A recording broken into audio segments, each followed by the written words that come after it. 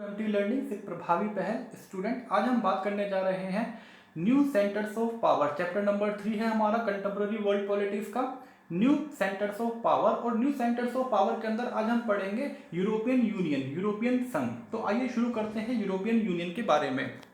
European union को समझने से पहले ये जानना जरूरी है कि राइजिंग पावर या न्यू सेंटर्स ऑफ पावर का क्या मतलब होता है। देखिए, इंटरनेशनल लेवल पर सेकेंड वर्ल्ड वॉर के बाद आप जानते हैं लंबे समय तक कोल्ड वॉर का दौर चला है। अमेरिका और यूएसएसआर के बीच में एक लंबी कोल्ड वॉर चली है और उसके बाद यूएसएसआर का जो है कोलैप्स हो जाता है और 1990 के बाद अमेरिका जो है एक स्टैब्लिश्ड हेजेमनी बन जाता है। अमेरिका की ताकत जो है वो पूरे विश्व में प्रभावकारी होती है, वर्चस्वकारी होती है। अमेरिका की ताकत को चुनौती देने के लिए नई पावर सेंटर उभर के सामने आते हैं, जिसमें से कि यूरोपियन यूनियन एक बड़ा पावर सेंटर है। पावर सेंटर्स के फीचर्स क्या होने चाहिए, देखिए बहुत बहुत ये इंपॉर्टेंट पार्ट है, इसको समझते हैं। पहले सेकंड पैराग्राफ से आप देखिएगा कि पावर सेंटर के फीचर्स क्या होने चाहिए कि international system by seeking a greater voice, अंतर्राष्ट्रीय स्तर पर उसकी आवाज़ एक होनी चाहिए। इंपॉर्टेंट जो पावर है, पावर सेंटर है, उसकी एक स्ट्रॉन्ग वॉइस इंटरनेशनल लेवल पर होनी चाहिए। उसके पास एक कैपेबिलिटी होनी चाहिए कि वो एक पॉलिटिकल बॉन्ड को स्टैब्लिश कर सके, यानी कि इंटरनेशनल लेवल पर जो है वो सभी कंट्रीज के बीच में बॉन्डिंग स्टैब्लिश कर सके, ये इसके फीचर्स होना चाहिए।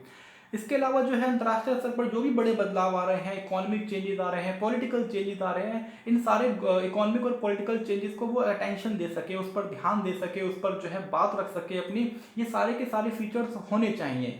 इसके अलावा कुछ और फीचर्स हमने ऐड किए हैं, जैसे कि उसके पास मिलिट्री कैपेबिलिटी होनी चाहिए, उसके पास जो है इकोनॉमिक कैपेबिलिटी होनी चाहिए, उसके पास जो है रिकग्नाइजेशन होना चाहिए। बहुत इंपॉर्टेंट पार्ट है रिकग्नाइजेशन।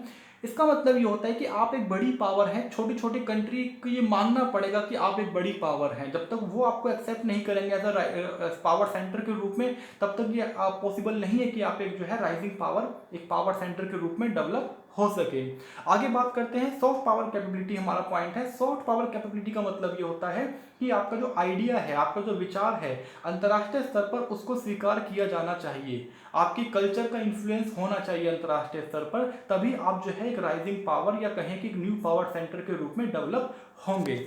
आगे बात करते हैं तो यूरोपियन यूनियन हमारा आज का पार्ट है और यूरोपियन यूनियन को समझिए। देखिए, यूरोपियन यूनियन या कहें कि यूरोपीय संघ जो है वो एक बहुत पुराना है, वो एक बहुत नया नहीं है। एक काफ़ी लंबे समय से जो है इसकी शुरुआत होना शुरू हो गया था, सेकेंड वर्ल्ड वॉर के बाद से ही शुरू हो गया था। और आप देखिए तो सारे यूरोप के देश जो है यूरोपियन यूनियन का पार्ट नहीं है। देखिए, सारे देश इसका हिस्सा नहीं है, कुछ देश ऐसे हैं जो इसका हिस्सा नहीं है। ईस्टर्न यूरोपियन कंट्रीज में आप देख रहे हैं ग्रे कलर का जो पोर्शन है, ग्रे कलर की जो कंट्रीज हैं वो इसका पार्ट नहीं है। ठीक है, इसके अलावा राइट हैंड साइड में आप देखेंगे तो एक एक कंट्रीज का ईयर्स के सामने मेंशन किया हुआ है और आप ये समझ सकते हैं कि कौन सी कंट्री जो है किस किस समय पर इसका हिस्सा बनी है। शुरुआत यूरोपियन यूनियन से नहीं हुई थी, धीरे धीरे करके यूरोपियन यूनियन बन गया। तो आइए इसी की जो है आज हम बैकग्राउंड को समझेंगे कि और यूरोपियन यूनियन कैसे एक बड़ी पावर है, इसको हम समझेंगे। यूरोपियन यूनियन है क्या? देखिए, यूरोपियन यूनियन जो है 27 कंट्रीज का एक ग्रुप है, पॉलिटिकल और इकोनॉमिक ग्रुप है। इस बात को समझिएगा, पॉलिटिकल और इकोनॉमिक ग्रुप है जहां पर इंटीग्रेशन है। इंटीग्रेशन मतलब आपस में ये सब जुड़े हुए हैं।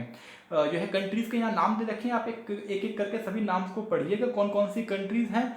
और 2020 तक जो है फाइनली आते आते ब्रिटेन जो है, जो इसका पार्ट था, वो इससे अलग हो गया है। जैसा कि आप जानते हैं, जो स्टूडेंट न्यूज़ कवर करते हैं उन्होंने देखा होगा कि इस प्रकार से जो है ब्रेग्जिट का एक बहुत बड़ा इशू हुआ था हाल फिलहाल में, और ब्रेग्जिट के कारण जो है ब्रिटेन जो यूके जिसे कहते हैं वो यूरोपियन यूनियन से अलग हो गया। ये पार्ट दे रखा है 52% और 48%। तो 48% जो है यूरोपियन यूनियन के फेवर में वोट पड़े थे और 52% जो है इसके अगेंस्ट में वोट पड़े थे, और फाइनली जो है 52% वोट के साथ ब्रिटेन जो है इससे अलग हो गया है। यूरोपियन यूनियन का एक बहुत महत्वपूर्ण योगदान रहा है अंतर्राष्ट्रीय स्तर पर। हम बात करें तो नोबेल प्राइज जो है यूरोपियन यूनियन को मिला हुआ है। तो नोबेल प्राइज मिलने का मतलब यह है कि इन्होंने बहुत अच्छा काम किया होगा, है ना, तभी इनको नोबेल प्राइज मिला है।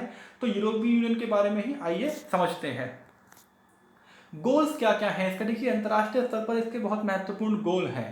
प्रमोट पीस, शांति को प्रमोट करना है, फ्रीडम, इक्वालिटी को सिक्योरिटी को प्रमोट करना है, जस्टिस प्रमोट करना है, सस्टेनेबल डेवलपमेंट की ये बात करता है, बैलेंस इकोनॉमिक ग्रोथ की ये बात करता है, ठीक है, सोशल एक्सक्लूजन डिस्क्रिमिनेशन को ये नकारता है, promote scientific and technological progress की ये बात करता है, साइंटिफिक टेक्नोलॉजी आगे बढ़नी चाहिए, ठीक है, इकोनॉमिक एनहेंसमेंट होना चाहिए, सोशल एंड टेरिटोरियल कोहेशन होना चाहिए, यानी कि किसी प्रकार का जो है सामाजिक और क्षेत्रीय विवाद नहीं होना चाहिए, और जो है कल्चरल और लिंग्विस्टिक डाइवर्सिटी है उसको प्रमोट करना चाहिए, उसको कोहेशन करना चाहिए, रिस्पेक्ट करनी चाहिए उसकी।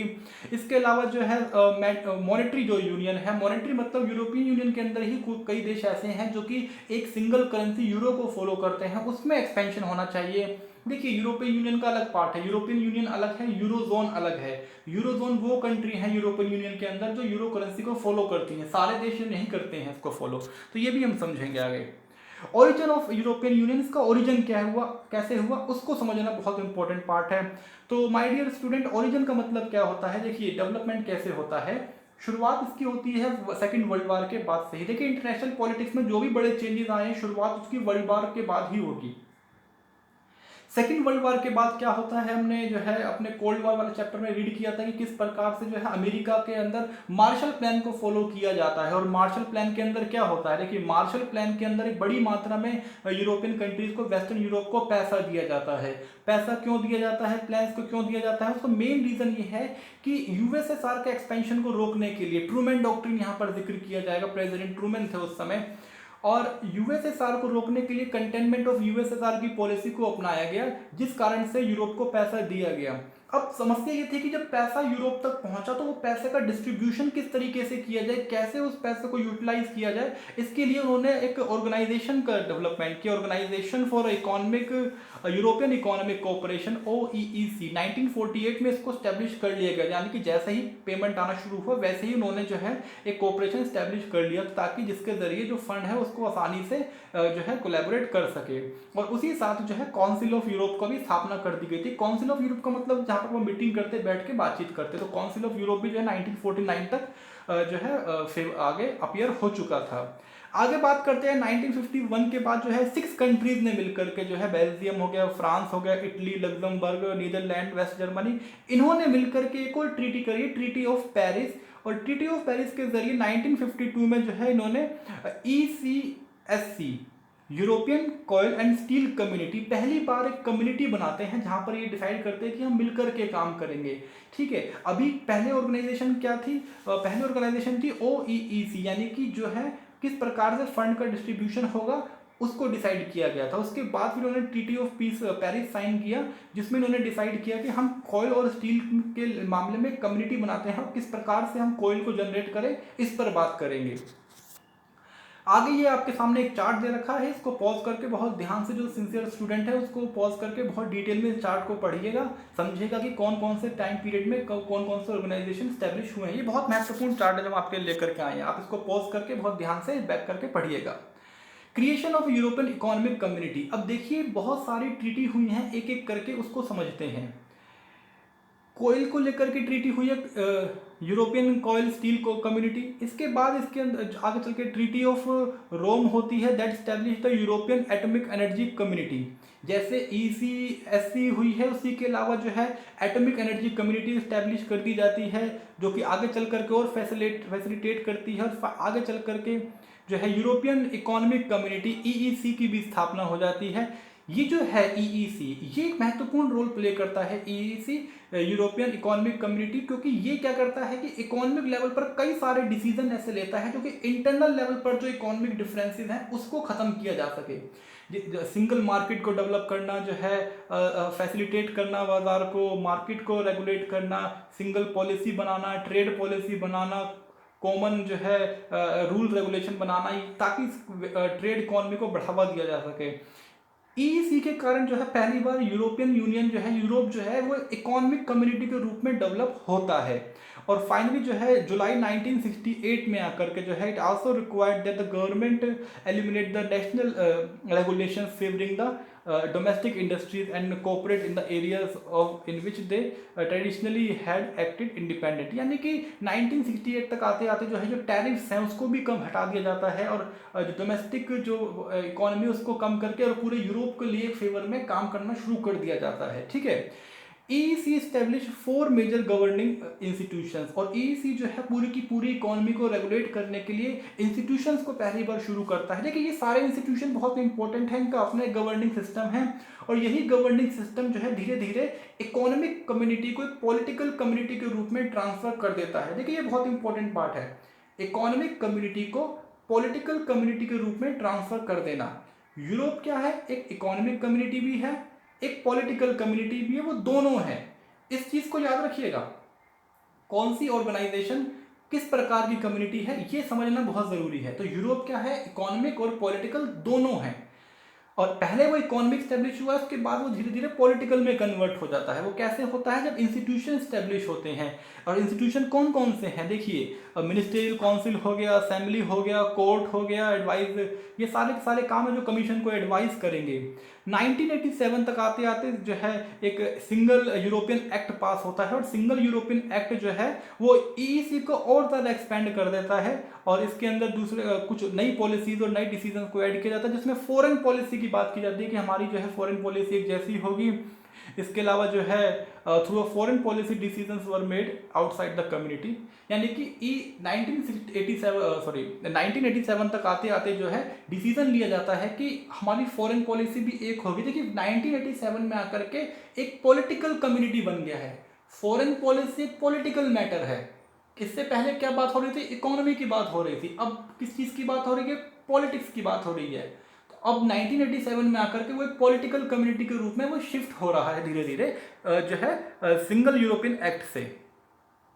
आगे बात करते हैं मैंट्रिच ट्रीटी। देखिए मैंट्रिच ट्रीटी ये बहुत इंपॉर्टेंट ट्रीटी है, क्योंकि यही यूरोपियन यूनियन को बनाता है। 1992 में इसको साइन किया गया है, और यही यूरोपियन कम्युनिटी के रूप में डेवलप होता है। ठीक है, इस ट्रीटी के अंदर जो है आपका ECSC है, और आपका EAEC है, EEC है, सारे के सारे को मिला करके एक सिंगल यूरोपियन यूनियन बना दिया जाता है। ठीक है, इस ट्रीटी के अंदर जो भी अलग अलग ट्रीटीज की गई थी उन सबको मिला करके फाइनली एक सिंगल यूरोपियन यूनियन की स्थापना कर दी जाती है। और फिर यूरोपियन सिटीजनशिप एक जैसी होगी, कॉमन फॉरेन पॉलिसी होगा, ठीक है, closer cooperation between policies and judiciary, ये सबके बीच में क्लोज नेटवर्क स्टैब्लिश किया गया। It paved the way of creation of a single European currency, एक सिंगल यूरोपियन करेंसी भी बनाई गई यूरो, लेकिन वो बाउंड नहीं किया गया कि सभी लोग उसको फॉलो करेंगे, वो मर्जी थी, जो जिसको फॉलो करना है करे, जिसको नहीं भी करना वो नहीं भी कर सकता, कोई जरूरी नहीं है। आपस में बाउंड्री शेयर करेंगे, ये सारे के सारे जो है आप इसको पॉइंट टू पॉइंट पढ़िए, आपको समझ में आएगा किस प्रकार से यूरोपियन यूनियन जो है पॉलिटिकली पावर के रूप में स्टैब्लिश हो गया है। आगे बात करते हैं monetary union was establish in 1999। Monetary union का मतलब ये था कि यूरो करेंसी को एस्टैब्लिश किया गया, जिसमें ये कहा गया कि into fall force in 2002 and is compose to 19 European union member, और 19 मेंबर्स ने जो है उसको फाइनली एक्सेप्ट किया, यानी कि यूरो करेंसी को जो है 19 कंट्री ने उसको एक्सेप्ट किया, देखिए सब पर साइन किए।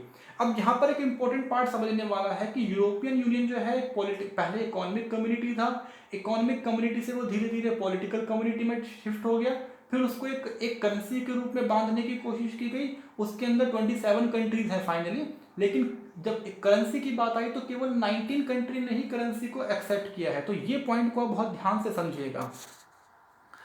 आगे समझते हैं तो यूरोपियन यूनियन के economic, political, diplomatic, military influence क्या है। देखिए कोई भी पावर सेंटर होगा उसका इन्फ्लुएंस होगा तभी वो एक पावर सेंटर है। इकोनॉमी की बात करें तो वो कुछ समय के लिए कह सकते हैं कि अमेरिका से आगे भी निकल गया था, हालांकि अमेरिका के बराबर ही है। यूरोपियन यूनियन जो है बहुत बड़ी इकोनॉमिक पावर है, लेकिन कई कंट्रीज की मिलकर के है वो एक अलग बात है, लेकिन वो एक अमेरिका की जितनी बड़ी पावर है। उसका जो यूरो करेंसी है वो डॉलर को चैलेंज करता है। इसके अलावा जो है वो अमेरिका के साथ उसके बहुत अच्छे रिलेशंस हैं, वो ट्रेड को साइन कर रहा है, यूएस और चाइना के साथ उसके बहुत अच्छे रिलेशन हैं, ट्रेड डील करता है। इसके अलावा कुछ डिस्प्यूट्स भी हैं अमेरिका और चाइना को साथ लेकर के, लेकिन फाइनली एक अच्छे रिलेशन स्टैब्लिश हुए हैं। ठीक है, it also facilitate the good international economic cooperation जो है वो WTO के साथ भी उसके ट्रेड साइन रहे हैं। वर्ल्ड ट्रेड ऑर्गेनाइजेशन में जो है उसका अच्छा प्रभाव है यूरोपियन यूनियन का। आगे बात करते हैं पॉलिटिकल एंड डिप्लोमेटिक लेवल पर। देखिए पॉलिटिकल और डिप्लोमेटिक लेवल पर बात करें तो उसका एक इन्फ्लुएंस इसलिए ज़्यादा है क्योंकि यूनाइटेड नेशन में दो बड़ी उसकी कंट्री जो है ब्रिटेन और फ्रांस, इन दोनों के पास वीटो पावर है। ब्रिटेन बाहर हो गया है लेकिन जब तक ब्रिटेन था तो यूरोपियन यूनियन बहुत स्ट्रॉन्ग था, उसके पास एक वीटो पावर थी जो इंटरनेशनल लेवल पर जो है एक अच्छा प्रभाव डालती थी, जो है डिप्लोमेटिकली काफ़ी स्ट्रॉन्ग बनाती थी। आगे बात करते हैं इकोनॉमिक लेवल पर जो है अलग अलग कंट्रीज़ के साथ अच्छे इसका स्टैब्लिशमेंट रहा है, चाइना के साथ, इंडिया के साथ भी अच्छा रहा है, ठीक है, अलग अलग मुद्दों पर उसकी बातचीत रही है। तो एक पावरफुल कंट्री के रूप में जो है यूरोप, पावरफुल एक ऑर्गेनाइजेशन के रूप में यूरोपियन यूनियन उभर के सामने आया है। आगे हम बात करते हैं तो मिलिट्री लेवल पर। देखिए मिलिट्री जो है वो कैपेबल है। हालांकि यूरोपियन यूनियन की ज़्यादातर कंट्री है वो अमेरिका के साथ मिलकर के नेटो आर्मी के साथ ही वो काम करती हैं। नेटो के अंदर अमेरिका को हटा रहे तो बाकी वेस्टर्न कंट्रीज़ की भी अपनी अलग आर्मी है और वो मिलकर के भी वो आपस में उन्होंने कई ऑपरेशंस किए हैं और काफ़ी अच्छा रहा है। उनके पास ब्रिटेन और फ्रांस के पास न्यूक्लियर पावर भी है, तो हमें ये भी समझना ज़रूरी होगा कि उनके पास जो है लगभग 550 न्यूक्लियर है पावर है यूरोपियन यूनियन के पास, जिसमें ब्रिटेन और फ्रांस है, ठीक है। तो ये एक बहुत इंपॉर्टेंट पावर है कि वो एक न्यूक्लियर पावर है और स्पेस टेक्नोलॉजी भी यूरोपियन यूनियन की बहुत तेज़ी से बढ़ रही है। ये सारे के सारे उनकी स्ट्रेंथ है, उनकी पावर है। चैलेंजेस क्या है यूरोपियन यूनियन के सामने उसको समझते हैं। देखिए चैलेंजेस भी बहुत है। No hard power.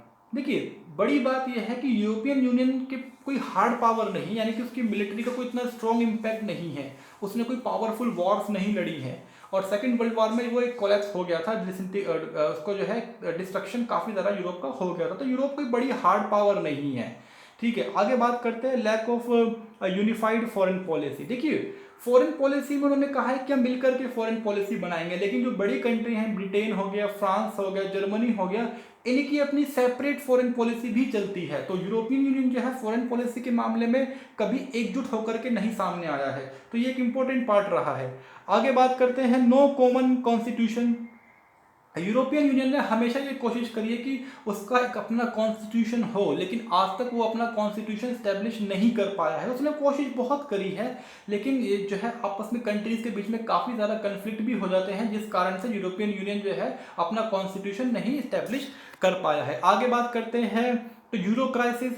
देखिए यूरो क्राइसिस एक बड़ा क्राइसिस रहा है। यूरोपियन यूनियन और यूरोपियन सेंट्रल बैंक के बीच में has struggled with high sovereign डेब्ट and collapsing growth of Portugal Ireland. तो कई कंट्रीज के जो है ग्रोथ रेट नीचे डाउन गई है, जो इकोनॉमी है वो भी सफ़र किया है। कुछ कंट्रीज की इकोनॉमी सफ़र करते तो पूरे फिर यूरोप को उसको सफ़र करना पड़ता है, जिस कारण से ब्रिटेन भी बाहर गया है। वो एक ब्रेग्जिट का इशू है। ब्रेग्जिट के इशू को हम अलग से कवर करेंगे किसी दूसरे लेक्चर के अंदर।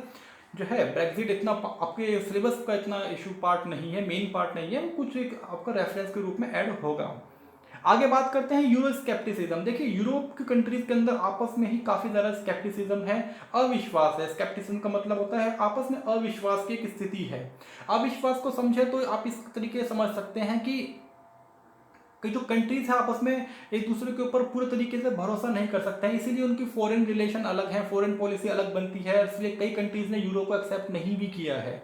ब्रेग्जिट लास्ट पॉइंट है। ब्रेग्जिट जो है ब्रिटेन बाहर हो गया है। ब्रिटेन के बाहर होने से बाकी कंट्री को एक बल मिला है कि वो यूरोप के अंदर जो है यूरोपियन यूनियन के अंदर अपनी बात को मजबूती के साथ रखें, और यदि वो अपनी बात रखने में कंफर्टेबल नहीं होते हैं तो वो ये कह सकते हैं कि हम यूरोपियन यूनियन को छोड़ भी सकते हैं, यानी कि कंट्री जो है वो दूसरा रास्ता अपना सकती है अगर उसको बेनिफिट नहीं मिलेगा तो।